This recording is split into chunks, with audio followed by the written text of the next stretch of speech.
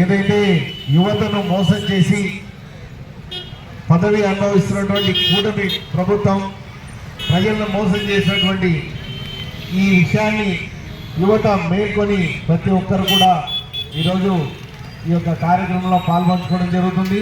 అన్నిటికంటే ముఖ్యంగా యువత ఎవరైతే ఉన్నారో డిఎస్సి ఈరోజు టెట్ ఎగ్జామ్లో ఉంది. మరి అయినా కూడా ఏ రోజు కూడా ఇచ్చినటువంటి హామీలను జరిగింది. మా యువత సోమశేఖర్ రెడ్డి గారు, మరి ముఖ్యంగా వెంకటేశ్వర గారు అందరూ కూడా యువత ఈరోజు ఈ కార్యక్రమాన్ని చేపట్టడం జరిగింది.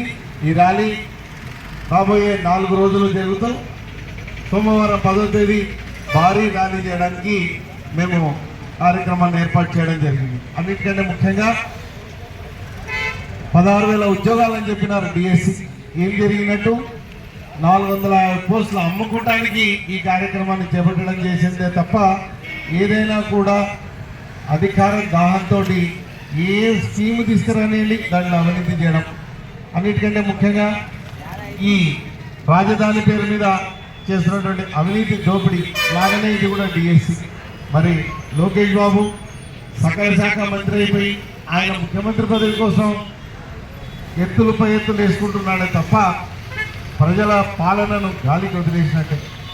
భోగాపురం ఎయిర్పోర్ట్ గురించి చెప్పినట్లయితే క్రెడిట్ చోరీ చేస్తున్నారు. మరి